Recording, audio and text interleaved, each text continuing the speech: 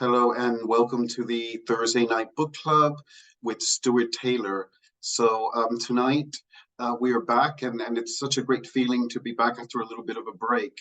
And we're talking about ancient African futures. And this is a really interesting conversation. And we're here with Veronica and Zinta, who is going to be part of this short conversation over the next 20 minutes to explore constellations and see how that fits in with decolonial, what's the name? Decolonization. Decolonization of poetics, of systemic practice, and restorative justice. Quite a mouthful. So welcome to all of you. And Stuart, so a little bit about you. You're based in the UK, in London, and you are a Kaido sensei, which you'll explain in a minute what that means for some people. You're a systemic practitioner. You have 3 children, and you have a wife who's a doctor and a teacher, and there's so much to you. As I've been working with you in the last few weeks, it's such a wealth of knowledge and 35 years of experience and publications. And you have 2 anthologies that you published recently, and one of them is called The Nature Constellations Handbook, edited by Francesca Mason Boring. There's another one called The Weathering the Storm, stories about love and loss in the time of COVID, edited by Liz Rothschild. So again, a warm welcome, and please tell us where you would like to begin. Well, maybe I'd like to begin just to clarify my contribution to those 2 anthologies. So they're not my publications, but I'm a contributor to them.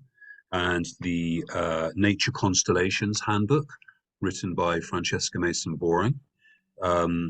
Francesca is a very prominent dual heritage Native American and white European American systemic constellations practitioner, teacher, and writer. So it's a great honor for me to have been invited by her to contribute to her publication.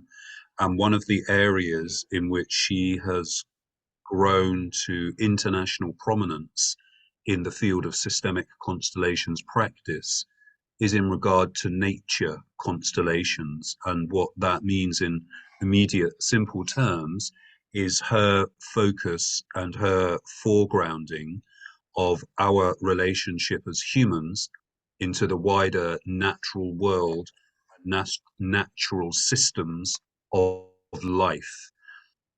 It's a very beautiful, very humble, very grounded orientation that she brings to bear, and it's a clear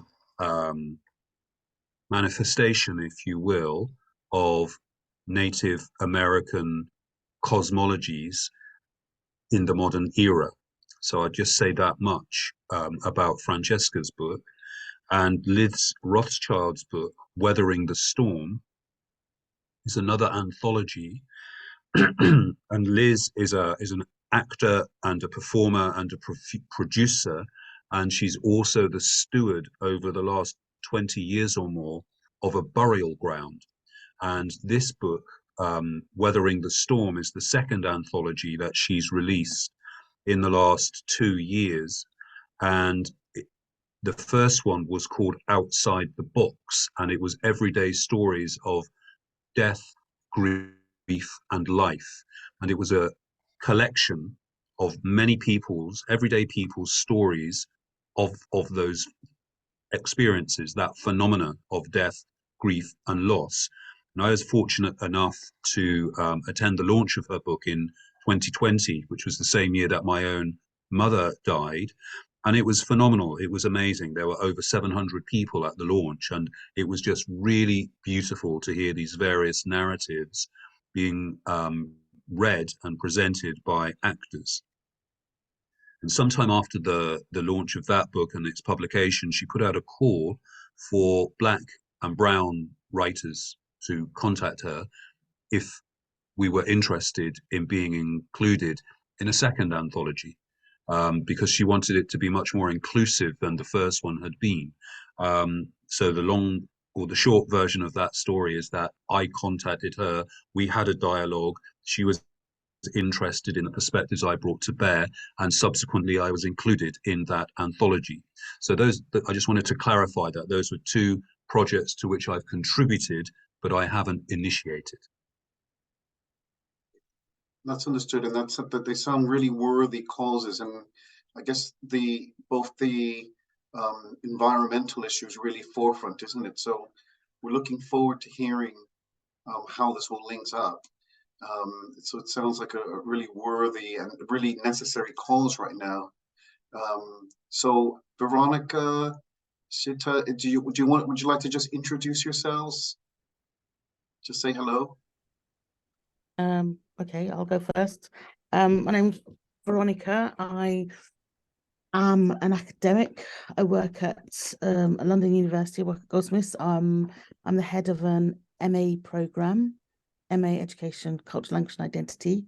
And I have my doctorate was actually in looking at the experiences of Black students, Black female students, and the kind of racism that they encountered when they went into what were supposedly safe spaces, London primary schools, and kind of note the kind of levels of resilience that they had to draw upon in order to sustain and to survive their time in schools.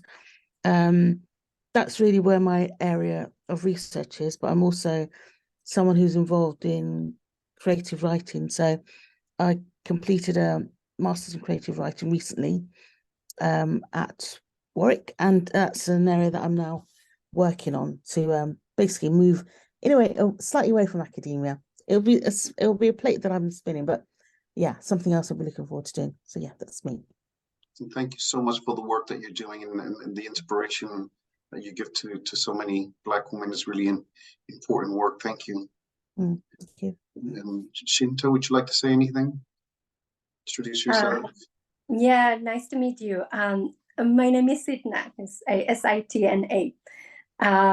So I am also an academic. I work in Durham University. I'm an anthropologist as a background, and I teach in the area of the study of religion.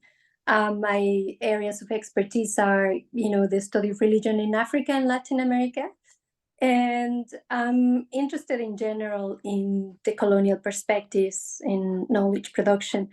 But also, more recently, I've been trained also in the work of systemic constellations. That's how I've met Stuart. And I'm planning to incorporate that into my academic work as a tool of potentially a social diagnosis, as well as a way of producing knowledge and gaining different perspectives in relation to the impact on colonialism and the long-term entanglements that have been produced as a result. So that's just broadly who I am. Thank you. Brilliant, thank you. And it looks like it's going to be a great conversation this evening. So Stuart, would you like to just start by telling us what is systemic constellation work? Yes, well, I'll try and be as concise and brief as I can, and I just say that at the top of this because I'm very passionate about the practice, and it can be quite comprehensive in how one understands the work. But I'll try and be as simple and clear and direct as I can. So the first thing that I would say about systemic constellations practice is that it is a psychotherapeutic modality, and it's a very young modality. It's maybe 40 years old, and its background and what distinguishes it from mainstream psychotherapeutic modalities is that rather than looking at the dynamics in play within a person, it looks at the dynamics in play between a person and other people in their immediate system. And when we refer to a system, not exclusively, but typically in Constellations work, we're referring to their family. Now, that might be their family of origin or their family of adoption, i.e. the family that they've created around themselves. But fundamentally, we're looking at the dynamics in play within a family system and between the generations in a family system. So what I would just say about that, excuse me.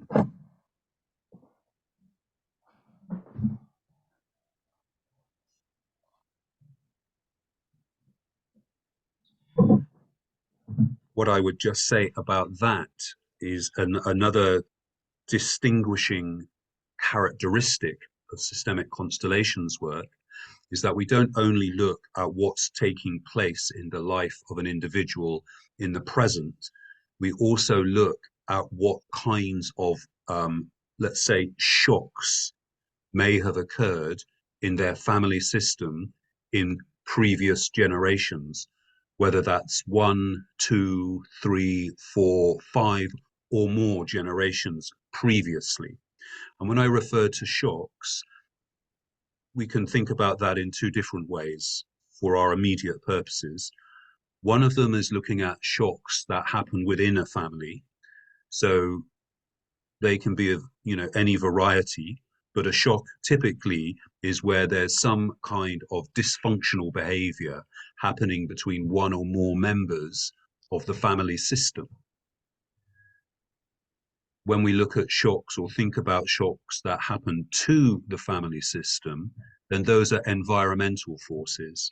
So they may be economic shocks, they may be because of civil conflict, because of war, or because of environmental disasters, which have an impact on the family's capacity to be congruent, to be whole, to be healthy, to be safe.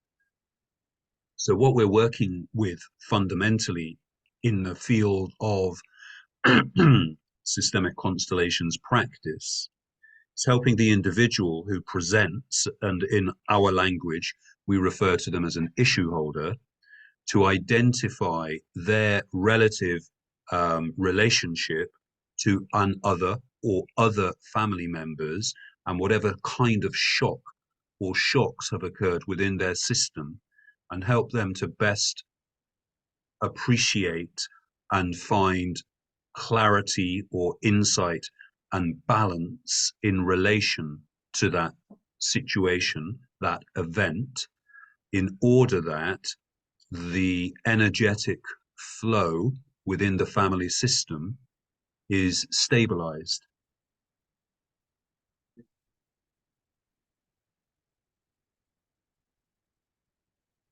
So that's my best shot at brevity and concision.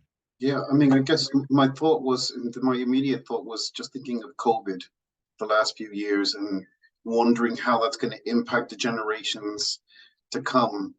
And that's what my immediate thought was, that how will that awareness of knowing the impact, and I guess in some ways we don't know the full impact psychologically and socially, and we're just really assessing that. And I'm just wondering, how long does that take to really manifest in both, I guess, societies and in your constellation? So what do you do when you actually find something like these shocks? Well, that's a really great question. And, personally, I think we're too close to the phenomenon of COVID itself to really appreciate what those longer term impacts are going to be.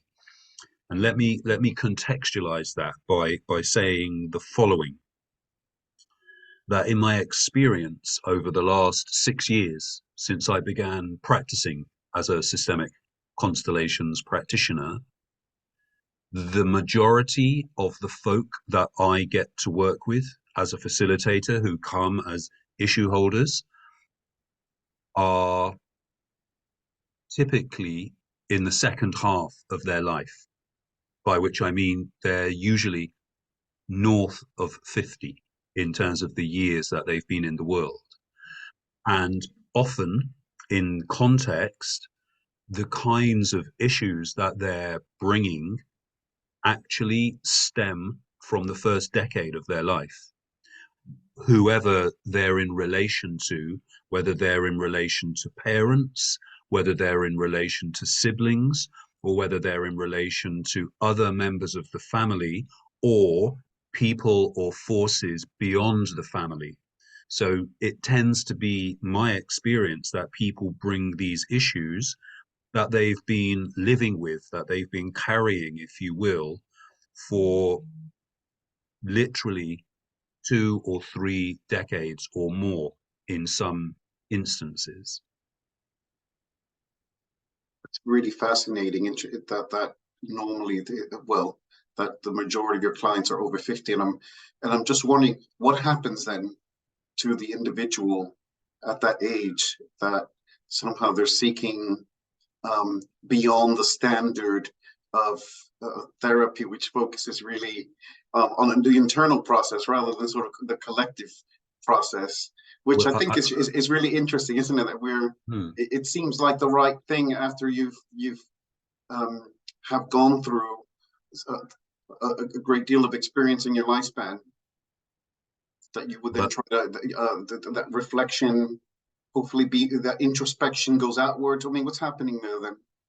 Well, of course, I don't have a definitive answer, and I wouldn't claim to be an authority, but in my humble opinion, I think there are at least 2 things at play.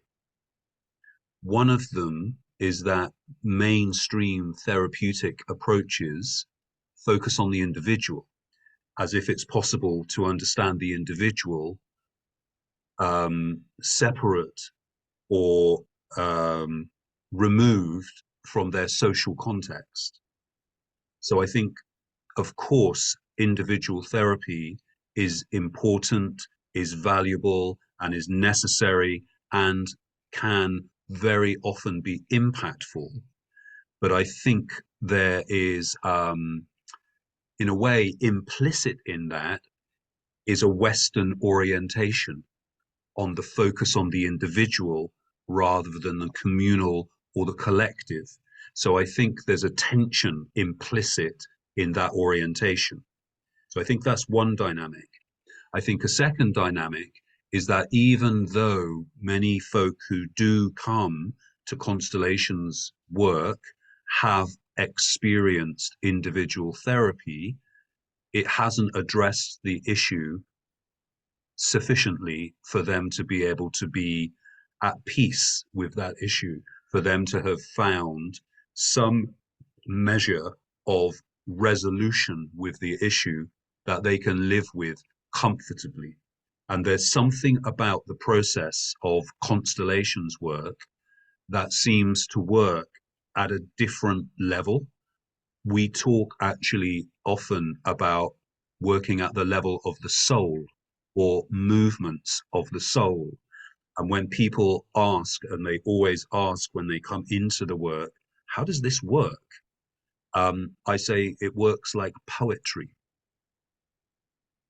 And don't explain it further than that, because we all have our individual relationship and experience with poetry.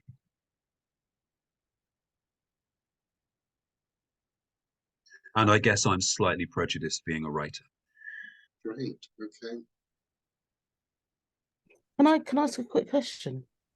In relation to the kind of people who go for Constellations work, and this is a pretty prosaic question in terms of not only the kind of people who come, in terms of who might be drawn to it based on the kind of people who you've perhaps done work with, what you might say about these people in terms of race, class, gender, whether that might have something to do with perhaps what people are exposed to, what they feel they have access to. Is this something that, you know, people who might be searching for particular things in a particular way might be drawn to, that others might not. And for example, I would say, you know, I come from a West African background, and I come from family who, you know, if you wanted succor and if you wanted support, you would go to the church and pray, and that's how you'd find your way through things.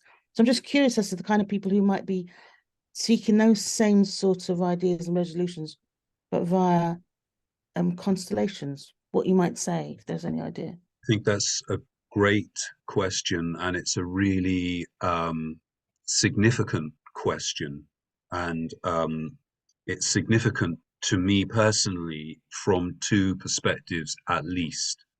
So the first perspective is that, as far as I'm aware, in the context of the UK, I am perhaps one of 6 get this right, 606 Black facilitators within the systemic constellations community. So I, in that statistic alone, am personally something of an anomaly. 98% of the people that I know professionally in the field of systemic constellations and in my broader knowledge of the field are Euro-American white females, middle class, educated, and that's the number both in terms of the practitioners and the people who come into the practice as issue holders.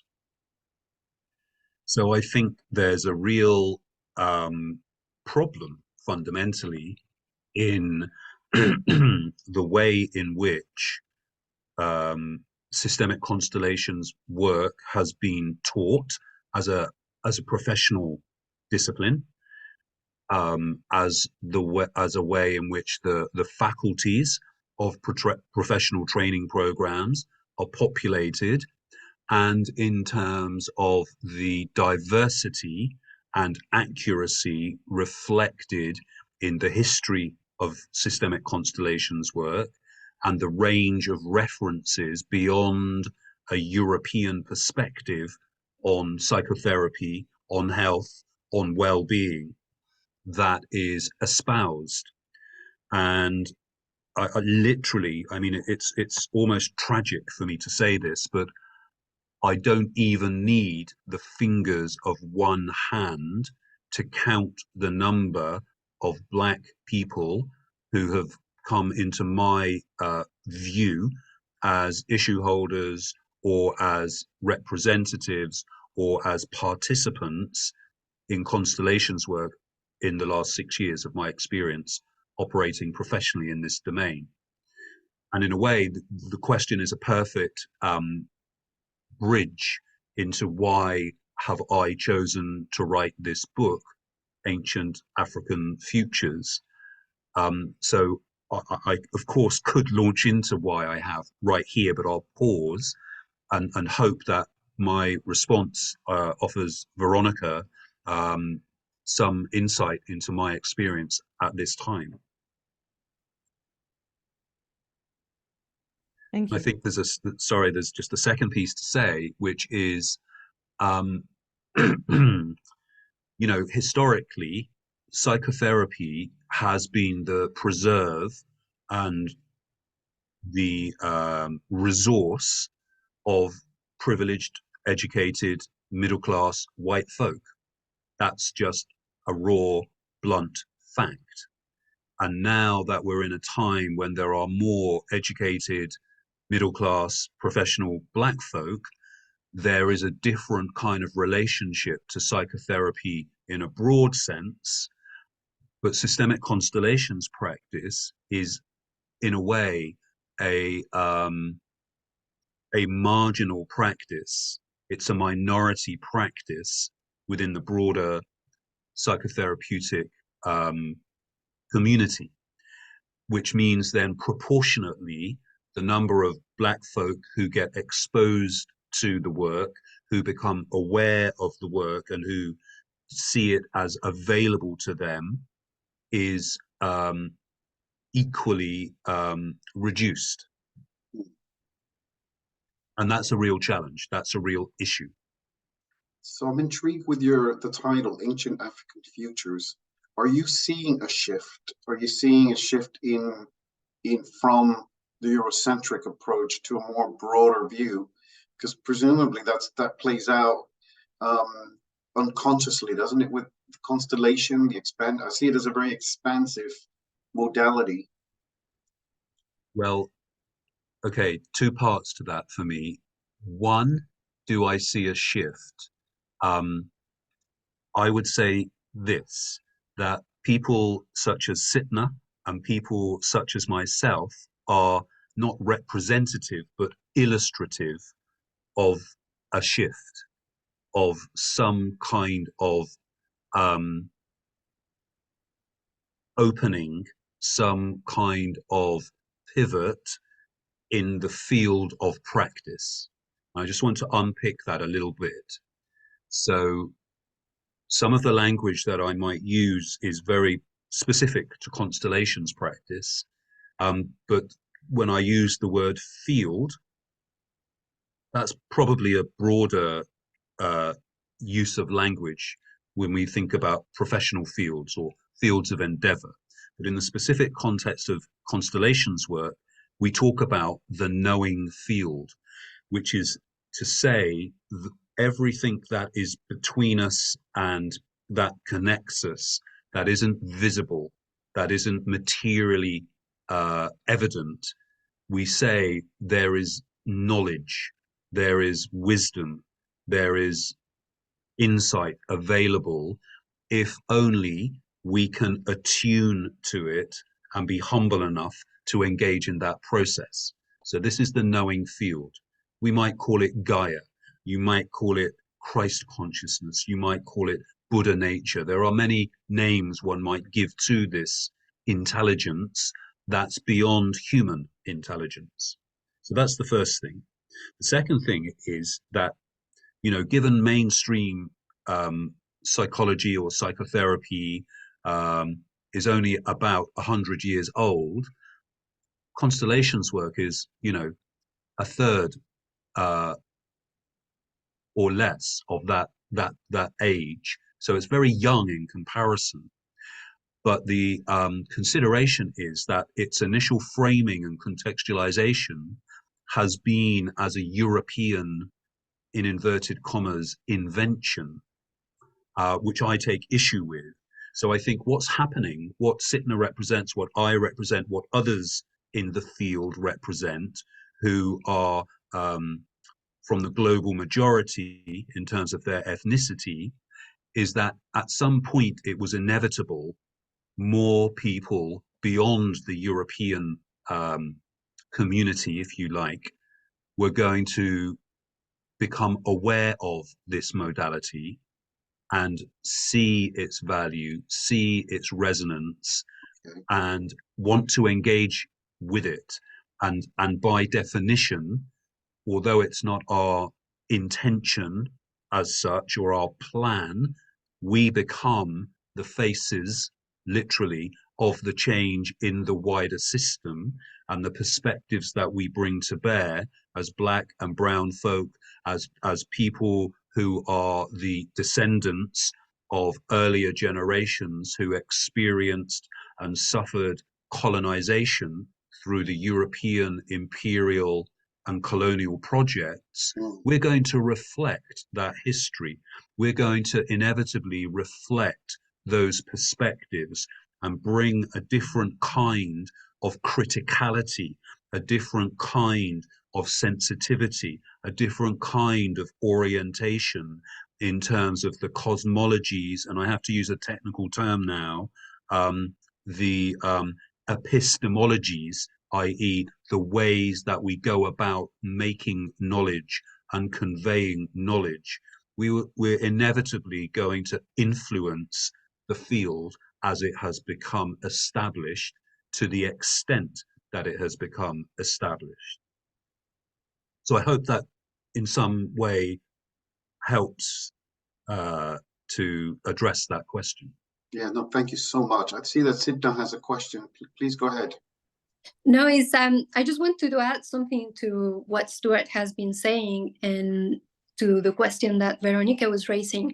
One of the very interesting things is how, even though the Constellations work was its origin, or it's been kind of not its origin, but it's been put together in a European context, because its origins are from an African also perspective that Stuart will talk about more probably. One of the interesting things is how it has resonated in many other parts of the world outside of Europe. For example, in Mexico, where I come from, and it has taken a life of its own. And has much more popularity in places like Mexico, Brazil, and other cultural contexts, because there is something about the method that resonates with people's worldview, the importance that they put to the collectivity, that in a way that is not the same as traditional European psychotherapy that focuses on the individual.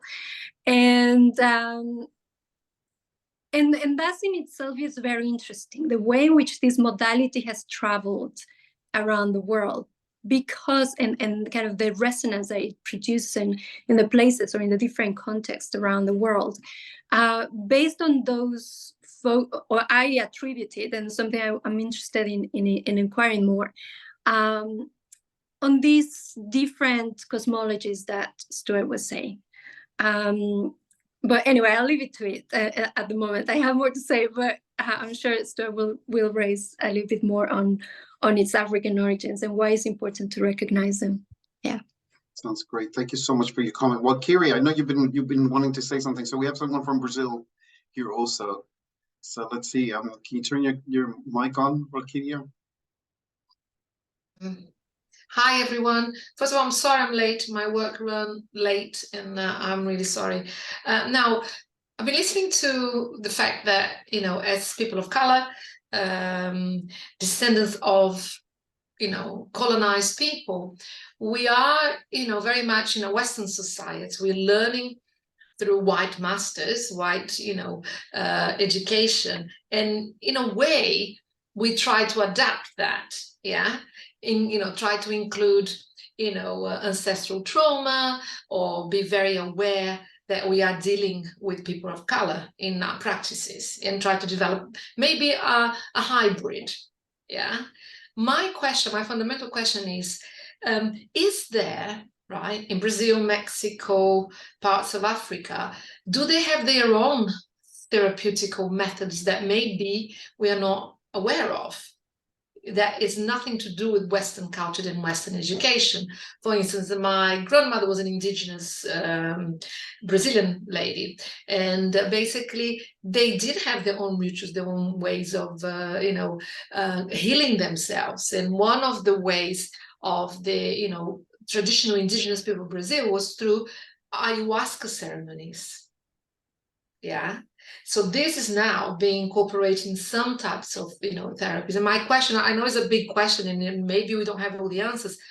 Somewhere in the colonized continents of Africa and South America, what are the therapeutical practices that they are using that is not Westernized, that's more close to their hearts, their culture, their histories?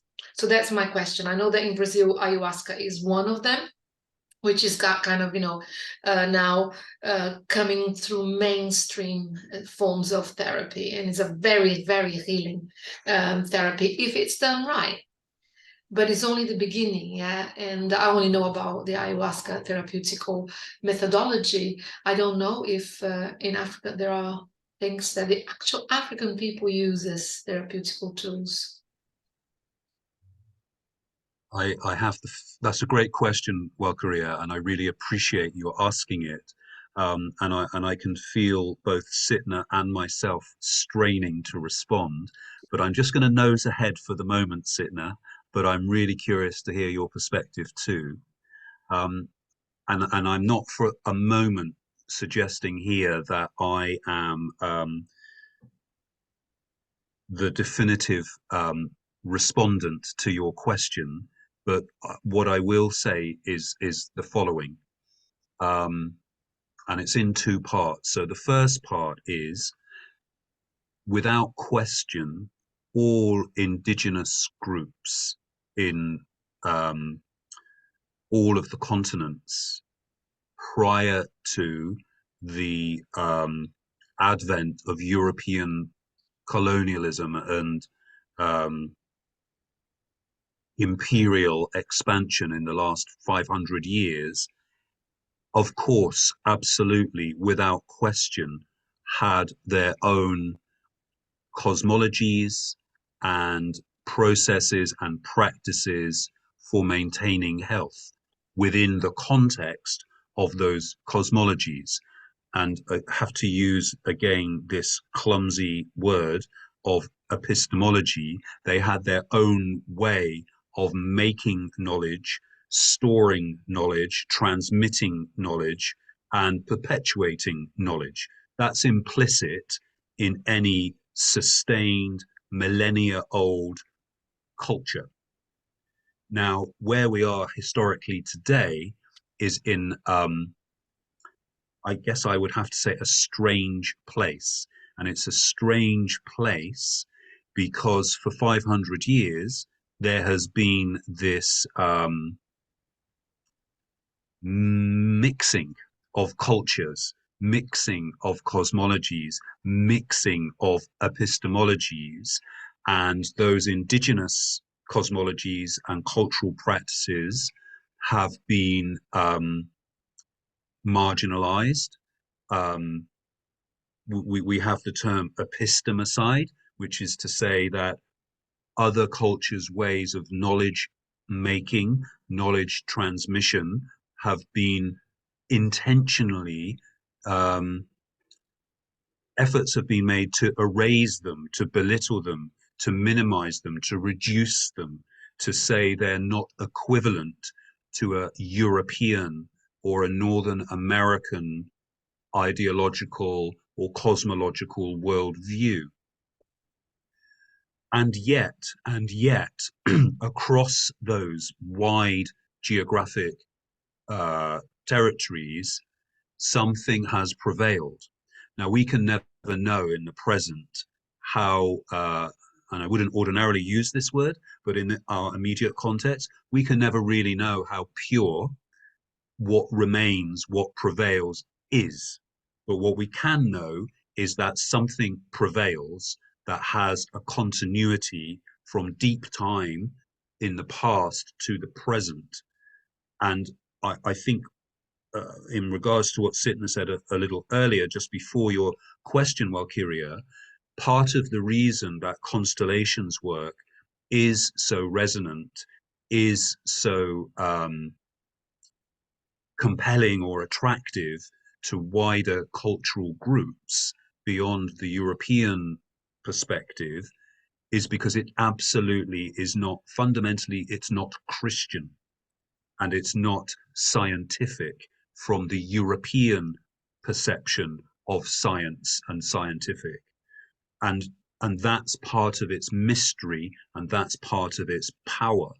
And what you asked, I think, is it underpins why I've chosen or felt compelled myself to explore this history, to explore this dynamic in the book that I'm writing. And the reason that it's titled Ancient African Futures is to honor and acknowledge the Zulu cultural traditions from which what we have as systemic constellations practice in the present are drawn from. Now, there's a whole narrative around that, but I just wanted to make that very clear and very explicit. So already within that, before the Europeans met the sub-Saharan Africans in what we now know as South Africa, that culture, Zulu culture, had been extant for millennia. It was a sophisticated, integrated, complete culture that was in regular contact with multiple other sub-Saharan and northern African cultures, as was the case across the continent. There was lots of communication, there was lots of trade, and there were established cultures. The issue that I personally have taken with the conception of Constellations work in the present is that there's no acknowledgement of that deep history. There's no honoring or recognition that the person who is celebrated as the founder of systemic constellations practice, a white German national called Bert Hellinger, spent 16 years embedded in KwaZulu-Natal, South Africa, as a Jesuit Catholic missionary priest. So although he didn't go to South Africa with the intention of extracting knowledge from Zulu culture and Zulu communities, it's very difficult to be anywhere for 16 years and not by osmosis alone absorb a huge amount of knowledge from the community within which you are embedded. So I'll just pause at that point because maybe Sitna wants to bring her perspective to bear in this regard. But that's, your question is great, Walkiria, because it edges us into the specifics of the book and the issues about the past of systemic constellations work, about the present, and also about the future. And this is why the title of the book has Ancient African Futures written into it, because I'm looking at a cultural continuity, but I'm also looking at a place of origin before there's a future. Thank you. Yeah, I mean, I agree and resonate with a lot of the things that Stuart has already said. And yes, as you were mentioning, not just in Brazil, but throughout the American continent, the use of plants or medicine plant is so central, and was so central for many centuries, like in Mesoamerica, you know, and in all the places around the continent among indigenous societies. The consumption of plant medicine was central as a way of connecting to the spirit world, but also to the nature world around these societies.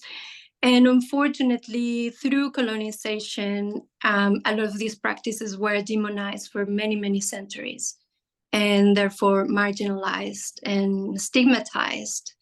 But we're living in a moment in which the wisdom of these traditions has been recognized, and the limits of Western knowledges and Western practices in health are also evident, that you can only go so far with traditional psychotherapy. You can only go so far by established scientific knowledges. And people in the West have started to turn their side into these other practices that have been there for, you know, centuries, and this ancient wisdom and tradition. But one of the interesting things, and what I'm very interested in the book that Stuart is writing, is because of this coloniality and this imbalance in power relations, these traditions have been whitewashed, and very often these knowledges continue to be appropriated in ways that do not value the sacrifice and the cost that these indigenous populations have had to pay historically for these knowledges to be perpetuated. So there is a paradox in the sense that how historically they were demonized, but now they're being,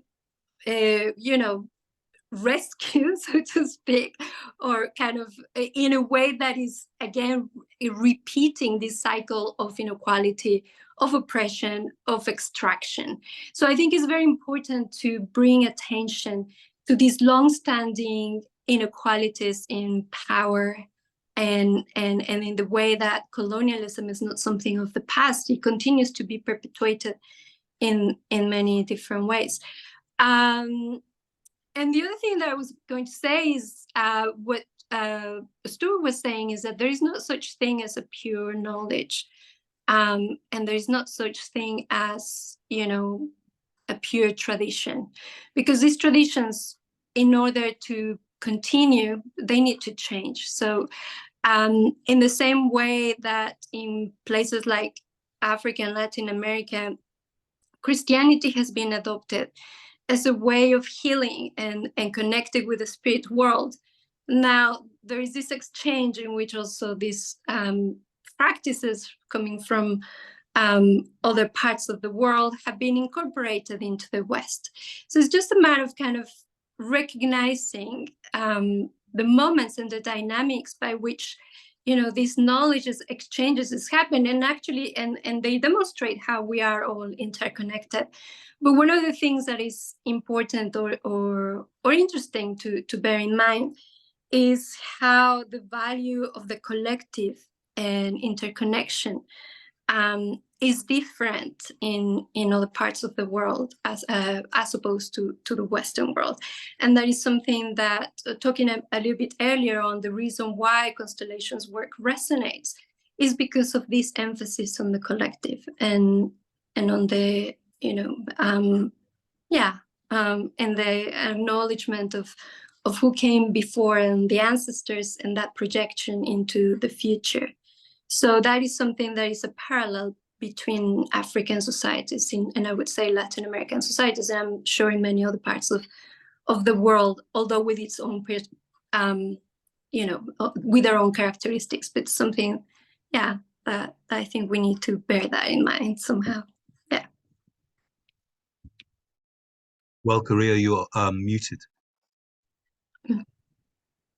I resonate with a lot of things that everybody's saying. I know we haven't got a lot of time, but I think that if you think in terms of where we are as a civilization with the climate crisis, you know, it respects the interconnection of all human beings, of all living things, and really moving away from the extraction model and going back to what the peoples of Africa and South America offered, which is a completely connection, respect, you know, for each other and for the earth. If we don't go back to those models, we're not going to survive anyway. We can't continue to extract and explore. As you said, you know, imperialism and colonialism is still very much here in many, many different disguised forms. So yeah, very interesting. Very, you know, it's very nice meeting you all. So thank you, Walkiria, and to all the guests. And Stuart, just to close, how an hour has gone so quickly. There's obviously so much conversation, and I'd like to invite everyone back once Stuart publishes his book later this year. When's the book out, Stuart? I'm afraid it won't be later this year, but it will be in the autumn of 2024. Okay, so that's yes. great. Okay, so we have some time, but there'll be other conversations to join on the MNPC network. But really, I mean, I think the conversation will go in the themes that we visited here are really important, and we will see them time and time again in the next few months as we progress this year. So, closing remarks, everyone. Stuart? Well, I think there are a few things to say. The first of them is thank you. Thank you for the opportunity to come and share some of my passions and concerns about health and well-being and resilience for Black folk, for people who are of the global majority, who are the descendants of ancestors who were subject to very inhumane treatment historically. But, you know, we stand here in the present looking to the future with our ancestors behind us. We are here because they were there. So we are the embodiments of resilience and of a certain kind of humility in regard to our relation with the ancestors and with the spirit world and with the plant world. So I think it's really important that we acknowledge that and embrace that and celebrate that capacity. The second thing I'd like to say is that what this conversation this evening has made really apparent to me is how abstracted conventional trainings in psychotherapy are, in that they take so little consideration of the wider social, environmental, economic, political, and historical factors that inform and influence every individual's experience. And in a way, that's a direct expression of neocolonialism. This is part of the Western mindset. It's as if nothing existed before the Western scientific model existed, or anything that did has little or no value because it's not, in inverted commas, scientific from the perspective of the Western mind, of Western academia. So I think it's important that we recognize our traditions, our indigenous wisdom traditions, have substantial value and importance, but at the same time we need to be, I think the word I would use actually is minded rather than guarded, or discerning rather than guarded, about the ways in which we inadvertently may contribute to a kind of rehabilitation of our own indigenous cultures and histories that makes them palatable to the European or the Western perspective. It's a challenge. It's a very alive and dynamic tension to manage, to navigate, to preserve a sense of authenticity and a sense of distinctiveness without being exclusive. So yeah, those are my kind of remarks. But again, thank you for this opportunity. Thank you, Sensei, for coming in and speaking to us, and wishing you well in your journey and your work. And hopefully we'll see you again very, very soon. Any closing comments from the other panelists here?